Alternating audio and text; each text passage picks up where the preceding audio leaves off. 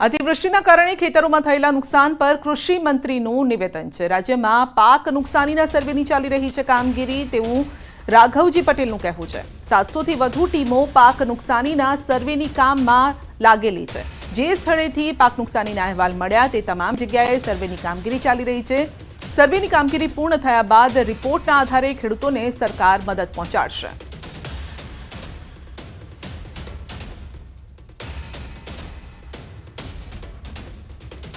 અતિવૃષ્ટિના કારણે જે નુકસાન થયું છે એની સર્વેની કામગીરી સમગ્ર ગુજરાતમાં ચાલી રહી છે। જ્યાં જ્યાં નુકસાનીના અહેવાલો છે અને રજૂઆતો મળી છે અને જ્યાં વધુ વરસાદ થયો છે એવા તમામ વિસ્તારોમાં સર્વેની કામગીરી સરકાર તરફથી યુદ્ધના ધોરણે ચાલુ છે। સર્વેની કામગીરી પૂરી થઈ ગયા પછી એના અહેવાલ આવે અમે જરૂરી કાર્યવાહી આગળ કરશું। લગભગ 700 ઉપરાંત ટીમો આ કામગીરી કરી રહી છે। ચાઇનીઝ લસણની બબાલ વિવાદ થતા મોટો નિર્ણય લેવાયો છે। ગોંડલ માર્કેટયાર્ડમાં લસણનો વેપાર બંધ રહેશે। માર્કેટયાર્ડમાં લસણની હરાજી નહીં કરાય। ખેડૂતોને યાર્ડમાં લસણ ભરીને ન આવવા માટે અપીલ કરાઈ છે। તો આવતીકાલે તમામ માર્કેટયાર્ડમાં લસણનો વેપાર બંધ રાખવાનો નિર્ણય લેવાયો છે। બીજી તરફ ચાઇનીઝ લસણના વિરોધમાં કમિશન એજન્ટ એસોસિએશન દ્વારા વિરોધ થયો છે। કમિશન એજન્ટ એસોસિએશને આવતીકાલે 10 સપ્ટેમ્બરના રોજ લસણની હરાજી બંધ રાખી છે। માર્કેટયાર્ડમાં દૈનિક 4 થી 5 હજાર કટ્ટાની આવક વચ્ચે લસણની હરાજી બંધ રહેશે। યાર્ડમાં આવેલ ચાઇનીઝ લસણના વિરોધમાં વેપારીઓમાં ભારોભાર રોષ છે।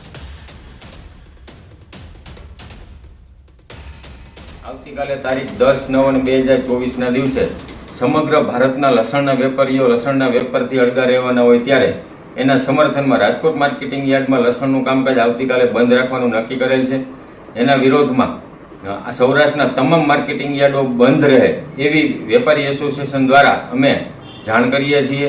હડતાલના સમર્થનમાં માત્ર લસણની હરાજી પૂરતું કામકાજ અહીંયા ગોંડલ માર્કેટ યાર્ડના અમારા લસણના વેપારીઓ દ્વારા તથા કમિશન એજન્ટ એસોસિએશન દ્વારા આવતીકાલે લસણની હરાજી સદંતર બંધ રાખવામાં આવશે। બનાસકાંઠાના પાલનપુરમાં કારમાં ભીષણ આગ લાગી છે। કોલેજ બહાર કારમાં આગ ભભૂકી ઉઠી છે। કોલેજ બહાર પાર્ક કરેલી કારમાં અચાનક જ આગ લાગી। કારમાં આગ ભભૂકી ઉઠતા અફરાતફરી મચી છે। કારમાં લાગેલી ભયાનક આગના પગલે કાર બળીને ખાખ થઈ ગઈ છે। સદનસીબે મોટી જાનહાનિ ટળી છે।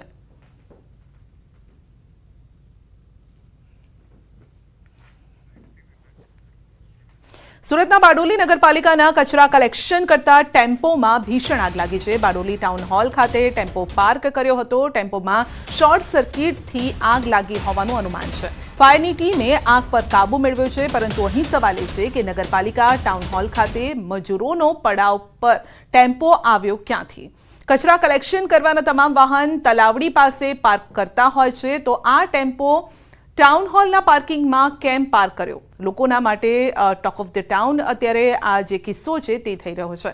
નગરપાલિકાએ હાલ જ કોન્ટ્રાક્ટ પર કચરા કલેક્શનનું કામ આપ્યું હતું અને કોન્ટ્રાક્ટરના માણસોની મનમાનીને લઈ વહીવટીતંત્રના વાહનને આગ લાગવાથી નુકસાન થયું છે।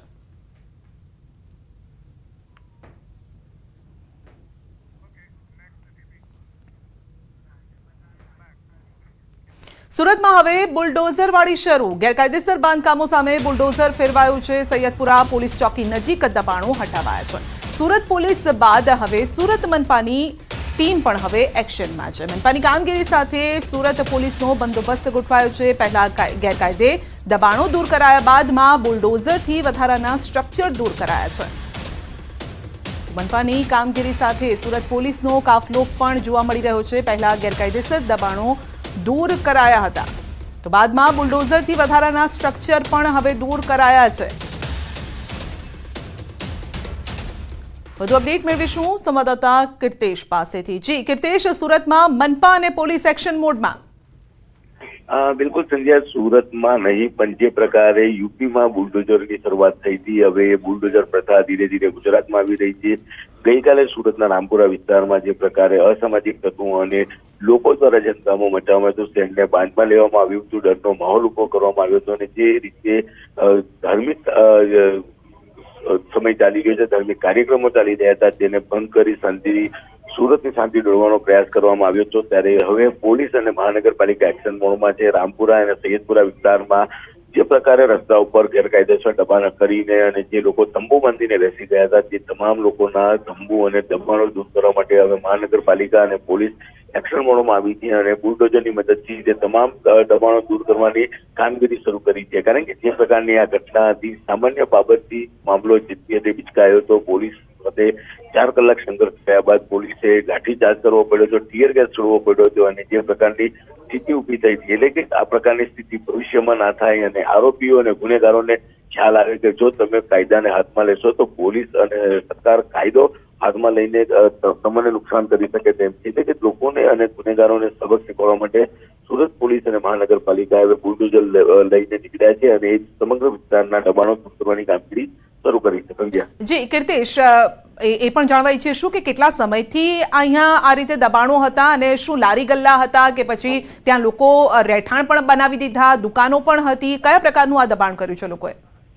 બિલકુલ રોડ ઉપર ગમે ત્યાં તેઓ દ્વારા દબાણ કરવામાં આવતું હતું અને ખાસ કરીને કહી શકાય કે જે પ્રકારે વર્ષોથી આ લોકો દબાણ કરીને બેઠા હતા. રોડ ઉપર કોઈ પણ જાતનો વેપાર ધંધો કરતા હોય છે અને જયારે આવી કોઈ માથાકૂટ થતી હોય છે ત્યારે આવા અસામાજિક તત્વો ઘૂસણખોરી ઉભું કરતા હોય. ખાસ કરીને રસ્તા પર ઉભેલા દબાણ કરતા તમામ લોકો જે પ્રકારે ગઈકાલની ઘટનામાં નુસન્સ ક્રિએટ કર્યું હતું અને આવી મોટાભાગની બેઠકો ઉપર કહી શકાય કે જે પ્રકારે નુસન્સ કરતા હોય છે તે એને લઈને પોલીસે અને મહાનગરપાલિકાએ હવે દબાણ દૂર કરવાની કામગીરી શરૂ કરી છે. તેને લઈને જી કીર્તિશ, સામાન્ય રીતે કોઈ પણ બાંધકામ કરતા હોય તો કોર્પોરેશનની મંજૂરી લેવાની હોય છે, પ્લાન પાસ કરાવવાનો હોય છે, પરંતુ અહીંયા તો એ જ લાગી રહ્યું છે કે કોઈ પણ પરમિશન વગર આ બધું ઊભું કરી દેવાયું છે. બિલકુલ સંધ્યા, જે દબાણો દૂર કરવાની કામગીરી તંત્ર દ્વારા શરૂ કરવામાં આવી છે ત્યારે આ વર્ષો જૂની કામગીરી છે અને ખાસ કરીને રસ્તા ઉપર એક લારી મૂકવામાં આવે છે અને તેની ઉપર ચોમાસાનો સમય એટલે તાળપત્રી બાંધીને આ પ્રકારની કામગીરી આ લોકો કરતા હોય છે. દબાણો વર્ષોથી છે અને જો મહાનગરપાલિકાની ટીમ પહોંચતી હોય તો તેમની સાથે આ લોકો ઘર્ષણ કરતા પણ જોવા મળતા હતા. પણ આજની જે ઘટના છે જેને લઈને હવે પોલીસ અને મહાનગરપાલિકા એક્શન મોડમાં આવી છે અને તમામ દબાણો દૂર કરવા સાથેની કામગીરી શરૂ કરી છે. જી, આ બુલડોઝરથી જે રીતે ઇમારતો તોડવામાં આવી રહી છે, કઈ રીતે આ સંદેશ પહોંચી રહ્યો છે લોકોમાં કે હવે જો આ રીતે ગેરકાયદેસર દબાણ કરશો તો ખેર નથી?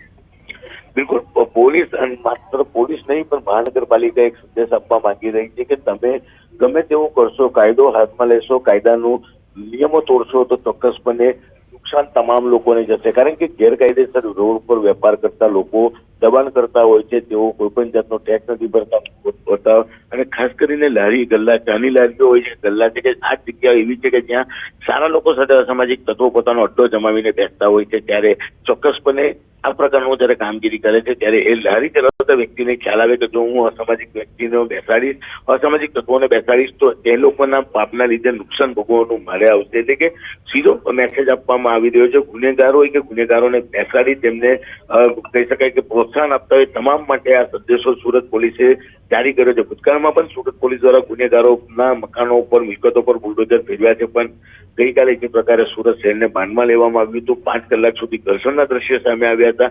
પોલીસ સમજાવવા છતાં બી લોકો નતા સમજતા અને આખરે જયારે પથ્થરમારો થયો, પોલીસ કર્મચારીઓને ઈજા થઈ છે, સામાન્ય વ્યક્તિને ઈજા થઈ છે, ગાડીઓમાં તોડફોડ કરવામાં આવી છે, ગાડીઓમાં આગ લગાડવામાં આવી છે. એટલે કે તમામ વસ્તુઓ છેલ્લા જે 4-5 કલાક રાત્રે ચાલી હતી તેને લઈને પોલીસે નક્કી કર્યું હતું કે આ મામલે કડક કાર્યવાહી કરવી જોઈએ. જેને લઈને બીજી વખત ગણપતિ હોય, નવરાત્રી હોય કે કોઈ પણ ધાર્મિક કાર્યક્રમમાં કોઈ પણ વ્યક્તિ કાકડી ચારો કરતા પહેલા 10 વખત વિચારે.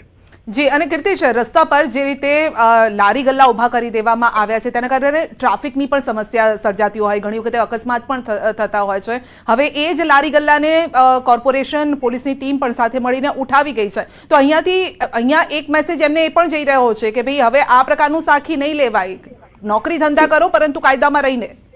બિલકુલ સંધ્યા, સુરત શહેર ગુજરાતનું આર્થિક પાટનગર કહેવામાં આવે છે. અલગ અલગ રાજ્યથી લોકો રોજીરોટીની તલાશમાં અહીંયા આવીને વસ્યા છે. કોઈ નોકરી કરે છે, કોઈ પાનનો ગલ્લો છે, તો કોઈ નાસ્તાની લારી ચલાવીને પોતાના પરિવારનું ગુજરાન ચલાવતું હોય છે. પણ જે પ્રકારની આ ઘટના છે, ગેરકાયદેસર રોડ ઉપર કબજો કરો છો અને ત્યાંથી જયારે ગાડીઓ પસાર થતી હોય છે, ટ્રાફિકને બી ખૂબ જ નડતરરૂપ થતા હોય છે. પણ તંત્ર અને પોલીસ કહી શકાય કે આ ખાડા કાન કરતા હોય કે કોઈ વ્યક્તિને રોજીરોટી મળતી હોય, પણ જે પ્રકારની આ ઘટના બની છે તેને લઈને હવે કોઈ પણ સંજોગે આવી તમામ ગેરકાયદેસર વસ્તુઓ દૂર કરો, જેને લઈને કારણ કે આ વિસ્તારો એવા છે કે જ્યાં સામાન્ય મોટરસાયકલ અડી જવાને લઈને પણ હંગામો થઈ જતો હોય છે. ભૂતકાળમાં મોટરસાયકલ અડવાને લઈને બંને કોમના લોકો આમને સામને આવીને પથ્થરબાજી કરી છે, કાચની બાટલીઓ મારતા હોય તેવા દ્રશ્યો સામે આવ્યા છે. ત્યારે ચોક્કસ એક મેસેજ જાય કે ભાઈ ધંધો રોજગાર ગુજરાતમાં કરવો છે, સુરતમાં કરવો છે તો કાયદામાં રહેવાનું. અને જે પ્રકારે ગુજરાતના ગૃહમંત્રી હર્ષ સંઘવીએ પહેલેથી ચેતવણી આપી છે, કાયદામાં રહેશો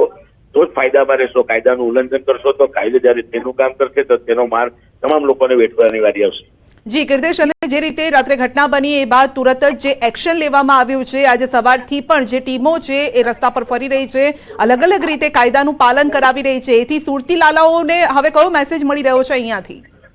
બિલકુલ સંજ્યા, રાત્રે ઘટના બનતાની 15 જ મિનિટમાં પોલીસના મોટા ટોળા ઢાળા પહોંચી ગયા હતા, પણ પોલીસ એક્શન મોડમાં એટલા માટે નથી આવતી કારણ કે ધર્મ સાથે જોડાયેલી વાત હતી, લોકોની આસ્થાની વાત હતી. જો પોલીસ કઈક રીતે એક્શન લે તો ચોક્કસપણે કહી શકાય કે તેનો એક ખોટો મેસેજ શહેરમાં જાય. અને જે પ્રકારે સુરતમાં 80,000 કરતા વધારે ગણેશની પ્રતિમાની સ્થાપના થઈ છે, જ્યારે ચોક્કસ વાતાવરણ ઢોરાય એના માટે પોલીસ ખૂબ જ સંયમ રાખીને બેઠી હતી. પણ અસામાજિક તત્વો અને જે પ્રકારે રજૂઆત કરવા આવેલા, વિરોધ કરવા આવેલા લોકોએ પોલીસ સાથે ઘર્ષણ કર્યું છે, પોલીસ ઉપર હુમલા કર્યા છે, જેને લઈને 5 કલાકના સંયમ બાદ પોલીસે સંયમ તોડ્યો હતો અને લોકોને હલકો લાઠીચાર્જ કર્યો હતો. ટીયર ગેસના સેલ ફોડીને જ્યાંથી લોકોને પોતાના ઘર સુધી પહોંચે તે પ્રકારનો પ્રયાસ કર્યો હતો. કીર્તેશ, પરંતુ હજુ આ ગણેશોત્સવને હજુ અઠવાડિયું બાકી છે. પોલીસનો કઈ રીતે પ્લાન છે કે આગળના સમયમાં આવી ઘટના ન બને તેને લઈને કઈ રીતે? કારણ કે સુરતની આ ઘટના બાદ રાજકોટમાં પણ પડઘા પડ્યા છે, રાજકોટમાં પણ એક એક્શન પ્લાન તૈયાર કરવામાં આવ્યો છે કે આ પ્રકારની ઘટના ન બને તે માટે રાત્રે પણ પોલીસ પેટ્રોલિંગ વધારી દેવામાં આવશે. પંડાલોમાં પણ જે અમુક લોકો રાત્રિભર બેસી રહેતા હોય છે, અસામાજિક તત્વોનો અડ્ડો બનતો હોય છે, તો એવા લોકો પર પણ ખાસ નજર રાખવામાં આવશે. સુરતમાં કઈ રીતે રહેશે? સંજય, જે જગ્યા પર ઘટના બની છે એ વિસ્તાર સંવેદનશીલ વિસ્તારમાં આવતો હોય છે. પોલીસ દ્વારા વર્ષોથી એક એક્શન પ્લાન બનાવવામાં આવ્યો છે. 1996 બાદ આ વિસ્તારમાં આ પ્રકારની ઘટના પ્રથમ વખત બની છે. અહીંયા પોલીસ રાત્રિ દરમિયાન પેટ્રોલિંગ કરતી હોય છે, ફિક્સ પોઈન્ટ બનાવેલા હોય છે, રાત્રિ દરમિયાન પોલીસને તૈનાત કરવામાં આવતી હોય છે અને સતત આખી રાતે વિસ્તારોમાં પોલીસની પીસીઆર વાન પડતી હોય છે. પણ 1996 પછીની જે પેટર્ન બદલાઈ છે અને જે પેટર્ન બદલાયા પછી કાલની જે ઘટના છે એટલે ચોક્કસ પોલીસે એક્શન પ્લાન સાથે નવી પેટર્ન બનાવી છે. અને સુરતમાં જયારે 80,000 કરતા વધુ પ્રતિમાની સ્થાપના થઈ છે, ત્યારે દરેક ગણપતિ પંડાળો ઉપર પોલીસની મદદ સાથે પોલીસનું પેટ્રોલિંગ રહેશે, હોમગાર્ડની તૈનાતી કરવામાં આવી છે. અને જે સંવેદનશીલ વિસ્તારો છે ત્યાં આગળ પોલીસ દ્વારા આખી રાત પેટ્રોલિંગ કરવામાં આવશે. એટલે ચોક્કસ આગામી 7-8 દિવસ છે તે પોલીસ માટે ખૂબ જ કપરા છે. પણ આ ઘટનાનું ભવિષ્યમાં પુનરાવર્તન ના થાય કારણ કે ગણપતિ પટનાની સાથે થોડા સમયમાં નવરાત્રી આવી રહી છે અને નવરાત્રીમાં પણ આ જ પ્રકારના કાકરીચારા થતા હોય છે. એટલે કે પોલીસે મોટા પ્રમાણમાં એક્શન પ્લાન બનાવ્યો છે અને શહેરના જે સંવેદનશીલ વિસ્તારો છે તેમાં પોલીસની સંખ્યા વધારવામાં આવી છે, પેટ્રોલિંગની સંખ્યા વધારવામાં આવી છે અને વિસર્જનમાં પણ આ પ્રકારની કોઈ ઘટના ના બને. બિલકુલ, તો નિયમ વિરુદ્ધની કોઈ પણ કરતૂત હશે તો એ સાખી નહીં લેવાય. અહીંયાથી સુરત પોલીસનો અને ગૃહ રાજ્યમંત્રીનો પણ સીધો સંદેશ અહીંયાથી જઈ રહ્યો છે. કીર્તેશ, આપનો આભાર. જૂનાગઢ બાટવા પોલીસ સ્ટેશન હદમાં 1 કરોડથી વધુની લૂંટના બનાવની ઘટનામાં પોલીસે 3 વ્યક્તિને ઝડપ્યા છે. ફરિયાદી કલાગોલ્ડના કર્મચારી યાજ્ઞિક જોશી, અન્ય સાથી ધનરાજ ભાડગે અને મોહિત જોશીની ધરપકડ કરાઈ છે. ફરિયાદીએ ખોટી ફરિયાદ નોંધાવી લૂંટનું નાટક રચ્યું હતું. એલસીબી પોલીસે ફરિયાદી મોહિત જોશી અને તેના સગા ભાઈ યાજ્ઞિક જોશીએ લૂંટમાં રચાયેલા નાટકનો પર્દાફાશ કર્યો અને કલાગોલ્ડ નામની અમદાવાદની કંપનીના સેલ્સમેન લૂંટના ભોગ બન્યા હતા અને તેવું 5 સપ્ટેમ્બરે ફરિયાદમાં નોંધાવ્યું હતું. 3 વ્યક્તિઓએ પાછળથી આવી છરી વડે ઝપાઝપી કરી લૂંટ કરી હોવાનું નાટક રચ્યું અને કુલ 1,15,82,000ની લૂંટની ખોટી પોલીસ ફરિયાદ નોંધાવી. બંને આરોપી ભાઈઓ લક્ઝરી લાઈફ જીવતા હતા અને ઘરમાં તમામ મોંઘી ચીજવસ્તુઓ લોન પર હતી. લોનની ભરપાઈ કરવા લૂંટનું નાટક રચ્યું હતું. અમદાવાદ ક્રાઇમ બ્રાન્ચે જુદી જુદી એજન્સીઓના અધિકારી હોવાની ઓળખ આપી છેતરપિંડી કરતા આરોપી ભરત છાબડાની ધરપકડ કરી છે.